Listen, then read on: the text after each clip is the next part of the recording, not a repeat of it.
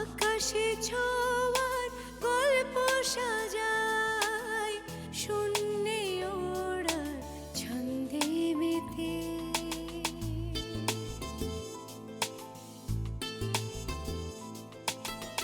আকাশে যে অসীমের ঠিকানায়, সে যেন শুধু দৃশ্য সাজায়। যত গল্প ধাঁধায় হাত বাড়ালে বুঝি কেউ নেই। আকাশ ছোঁয়ার গল্প সাজায়, শূন্যে ওড়া ছন্দে মেতে।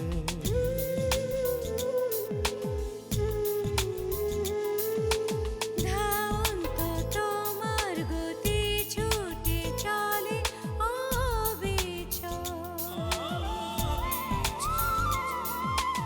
আমার আঙিনা প্রজাপতি চঞ্চল। উড়ে উড়ে যায় কত অলি গলি অবিরত। যত কল্প ধাঁধায় মন বাড়ালে বুঝি কেউ নেই। আকাশে ছোঁয়ার গল্প সাজায়, শূন্যে ওড়ার ছন্দে মেতে।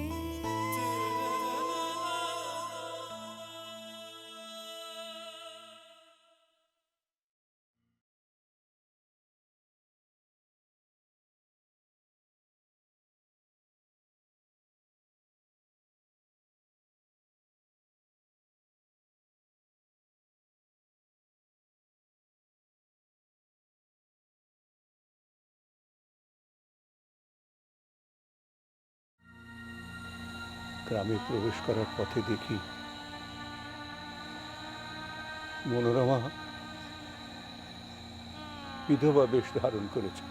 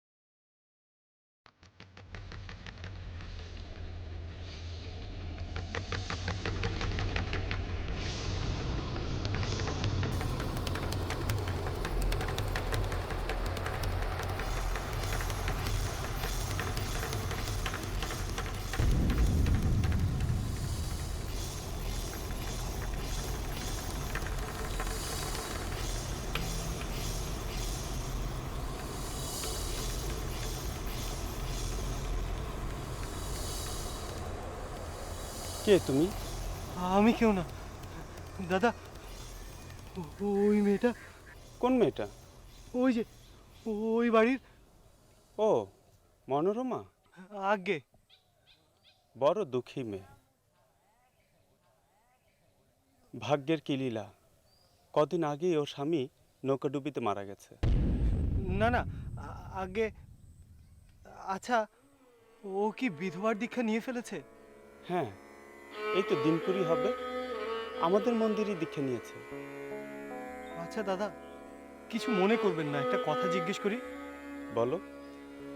বিধবার দীক্ষা নিলে কি তার ফিরিয়ে দেওয়া যায় না? হ্যাঁ, তো জঘন্য পাপের কথা বললে। না না, মানে ধরুন ওই লোকটি, ওই মেয়ের স্বামীটি যদি জীবিত থাকে আর সে যদি এখন ফেরত চলে আসে। ভগবান না করে এমনটা হোক। ওর স্বামী ফেরত আসলে ওদের দুজনের দুর্ভোগ আরো বাড়বে। ওর স্বামী ফিরে আসা মানে মেয়েটাকে হত্যা করা। কেন? ও বিধবার দীক্ষা নিয়ে ফেলেছে, তার থেকে ফিরে আসার এখন আর কোনো উপায় নেই। এখন যদি ওর স্বামী ফিরে আসে তাহলে তো ও কোনোভাবেই সংসারে ফিরে যেতে পারবে না। আবার ওর স্বামী বেঁচে আছে জানলে ও বিধবার ধর্ম পালন করতে পারবে না। আর এই অবস্থায় ওর মৃত্যু ছাড়া আর কোনো উপায় নেই। কিন্তু ওই লোকটি যদি এই মেয়েটিকে নিয়ে সংসার করতে চায়? সেটা সম্ভব না। হিন্দু মেয়েদের বিয়ে একবারই হয়। বিধবা হলে যেমন অন্য কোনো পুরুষের সাথে বিয়ে হয় না, তেমনি আসল স্বামী ফেরত আসলে তার সাথে আর সংসার করা সম্ভব নেই। কিন্তু তার স্বামী যখন মরেনি, সে বিধবাই বা হবে কেন? দীক্ষা নেওয়ার পর তার হারিয়ে দেওয়া স্বামী, সে জীবিতই হোক আর মৃতই হোক, সে এখন বিধবা। এটা কোনো কথা হলো? এটাই নিয়ম। আমি এ নিয়ম মানি না। তুমি না মানলে তো কিছু যায় আসে না। আমি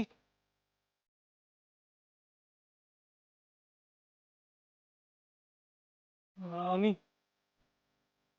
তুমি যেই হও, শুধু এইটুকু জেনে রাখো, ওই মেয়েটি এখন ভগবানের ভক্তিতে শান্তি পেয়েছে। শান্তি? হ্যাঁ, শান্তি। সারাদিন পূজা অর্চনা করে ও এখন ভগবানকে পেয়েছে। এখন যদি ও আবার সংসারে ফিরে যায় তাহলে তো নরকেও ঠাঁই হবে না। না না, এই, তুমি আসলে কে? তোমার পরিচয়টাই তো জানা হলো না। আমি আমি কেউ না, আমি কেউ না।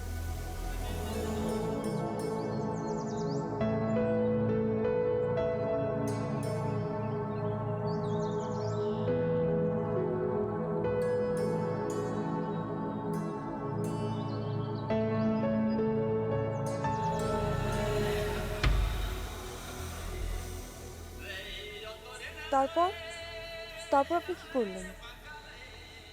সেখানেই আমি জানতে পারলাম আমার মা পুত্রশোকে দেহত্যাগ করেছেন।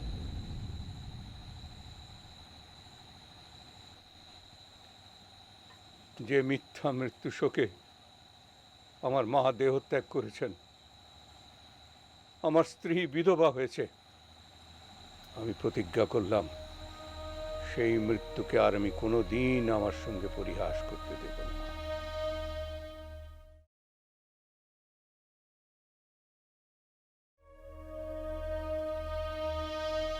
আমার সন্ন্যাস জীবনের পথ চলা শুরু হয়েছিল তার সাথে যুদ্ধ করার জন্যে, তাকে প্রশ্নবিদ্ধ করার জন্যে, তার নিষ্ঠুর খেলায় প্রতিযোগী হওয়ার জন্যে। সেই যে আপনি গেলেন, তারপর কি আপনার একবারও মনে পড়লো না আপনার স্ত্রীর কথা? প্রথম প্রথম প্রায়ই পড়তো। পরে ভুলে গেলেন, তাই না? আশ্চর্য মানুষ আপনি, কি করে পারলেন? সেই নারীটি তখন সন্তান সম্ভবা ছিল, তার গর্ভে তখন আপনার রক্তে লালিত পালিত হচ্ছিল, সেই কথাটা আপনার একবারও মনে পড়লো না?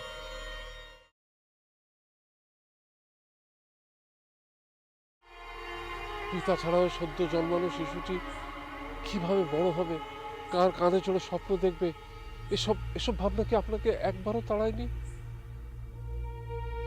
ঈশ্বরের সাথে খেলা খেলা আপনার মনে এমনই ভাব জন্মেছিল যে বাকিদের জীবনটা পুতুল খেলা হয়ে গেলেও আপনার মনে সেটা একটু আলোড়ন সৃষ্টি করেনি?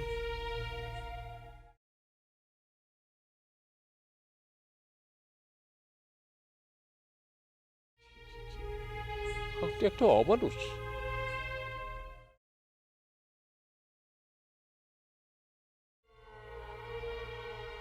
ওগো, তুমি থামো।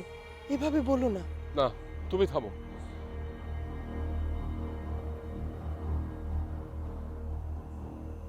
তুমি জানো অঞ্জলি, আমার কল্পনায় আমার বাবাকে আমি কত বড় একটা মানুষ মনে করতাম।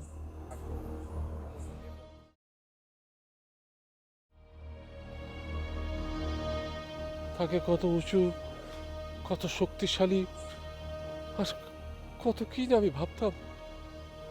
একটা একটা রূপকথার মতো বাবাকে আমি সাজিয়েছিলাম।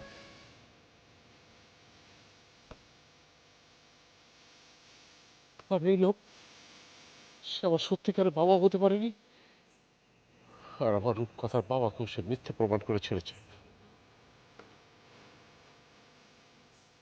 আমার রূপকথার বাবা যে আমার কত বড় সম্পদ ছিল, সেটা যদি এই লোকটি জানতো, তাহলে এত বড় সর্বনাশ করার জন্য সে এখানে আজকে আসতো না।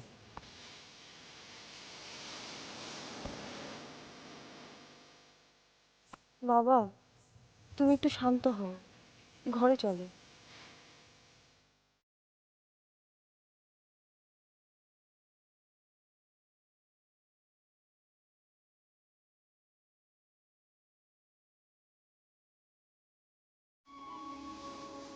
হ্যাঁ হ্যাঁ, তুমি যাও, তুমি যাও, একটু যাও।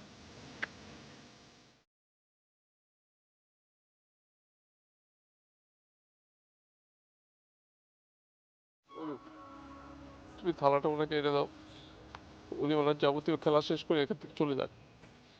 অমরনাথ,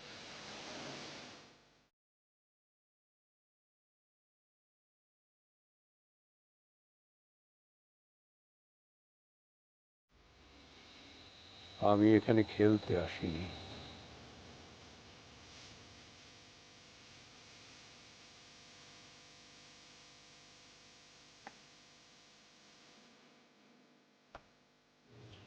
আসলেও আপনি এখানে কোনো প্রতিযোগী পেতেন না। শুধু ওই বাইরে কিছু লোক, যারা বাবার আশীর্বাদ পাওয়ার জন্য আপনার পেছন পেছন এসছে, তারাই আপনার সঙ্গী হতো।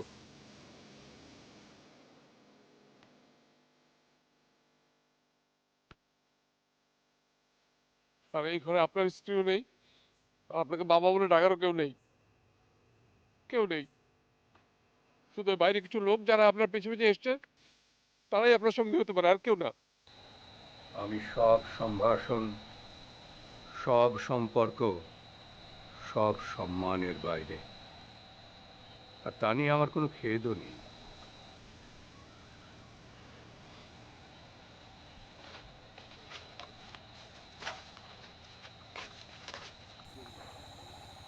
আমি রাগ করিনি। ওর জায়গায় আমি থাকলে আমিও তাই করতাম। আমি যে খ্যাপাটে ছিলাম। যাই হোক, এবার কাজটা শুরু করা যাক। আমি এই গৃহ প্রদক্ষিণ করব, তুমি আমাকে পথ প্রদর্শন করো। আগে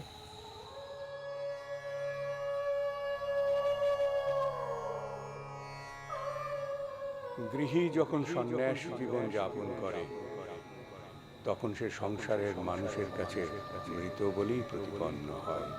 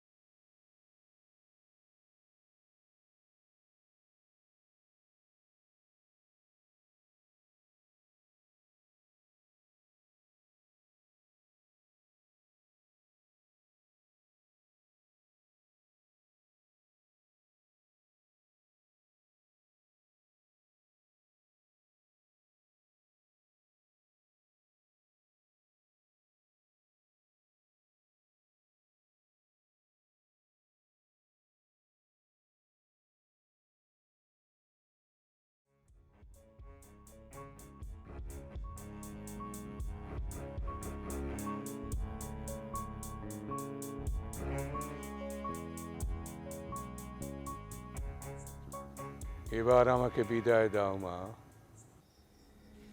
উনাকে ডেকে আনি বাবা। ও আসবে না।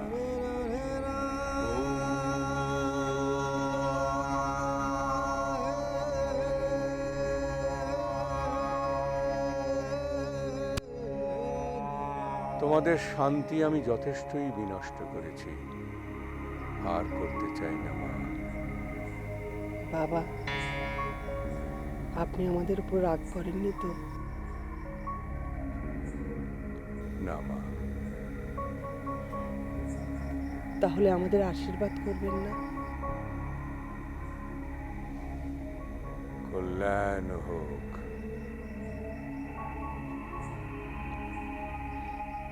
আমাদের কি হবে বাবা?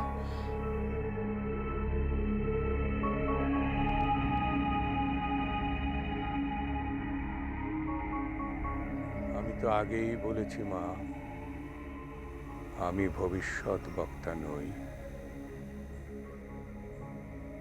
তবে ভগবান তোমাদের যেটুকু সম্পদ দিয়েছেন তার থেকে বেশি আশা করতে পারো, কিন্তু লোভ করো না, তাতে তোমাদের শান্তি বিনষ্ট হবে।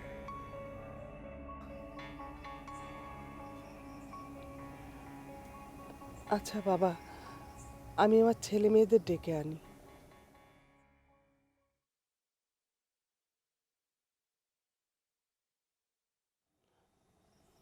বাবা, ওকে একটু আশীর্বাদ করুন। ওকে নিয়ে খুব দুশ্চিন্তায় আছি। আহা মা, চুপ কর। বড় ভুল করে ওর বিয়ে দিয়েছিল।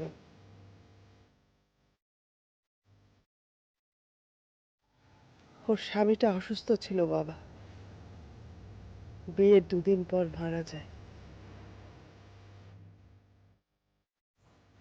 শ্বশুরটাও অত্যাচারী ছিল। পরে প্রায়শ্চিত্ত নাকি জানি ওর নামে অনেক টাকা পয়সা সম্পত্তি দেয়। ওই টাকাতে ওর লেখাপড়া হচ্ছিল বাবা, কিন্তু ও জানার পর লেখাপড়া ছেড়ে কলেজ থেকে চলে এসেছে। ওকে একটু আশীর্বাদ করুন। আমি তোমাকে কোনো উপদেশ দেব না, তবে তুমি লেখাপড়াটা চালিয়ে যেও। তাহলে আপনি বলছেন আমার ওই বাড়ির টাকায় লেখাপড়া করা উচিত? আমার এক স্যারও আজ বিকেলে আমাকে এটাই বুঝিয়ে গেছেন। টাকার গায়ে নাকি কারো নাম লেখা থাকে না। টাকা যেখান থেকেই আসুক সেটা না ভেবে মনোযোগ দিয়ে লেখাপড়া করা উচিত। আমার শ্বশুর তার পাপের প্রায়শ্চিত্ত করতে চেয়েছিলেন, তাকে ক্ষমা করে দেওয়া উচিত। ভালোবাসা, আদেশ, উপদেশ, নানা রকমের দ্বিধাদ্বন্দ্বের কথা আমাকে বুঝিয়ে দিয়ে গেছেন। কিন্তু জানেন, আমি কোনো কিছুতেই নিজেকে রাজি করাতে পারছি না। আর এখন হয়তোবা আপনিও বলবেন এসব কিছু ভুলে গিয়ে আমার লেখাপড়া করা উচিত।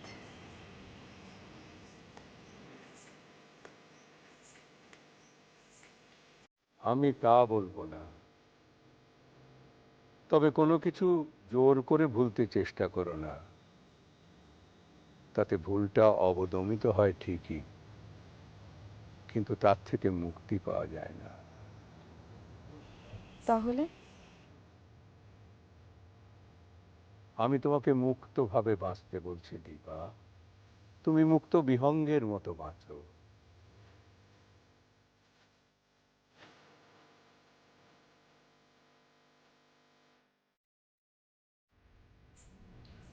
মুক্ত হবে? হ্যাঁ, মুক্তভাবে। আজ বাঁচবে মুক্তভাবে, কাল বাঁচবে মুক্তভাবে, জীবনের প্রতিটা মুহূর্ত বাঁচবে মুক্তভাবে। কোনো পিছুটান যেন তোমার মুহূর্তগুলোকে নষ্ট করতে না পারে। আর সেই সাথে ভবিষ্যতের পাথেও অন্বেষণ করবে। তোমার ধারণা অধারণা নৌকাডুবিতে আমার শারীরিক মৃত্যু হয়নি। তুমি ঠিকই ধরেছ, আমি তোমার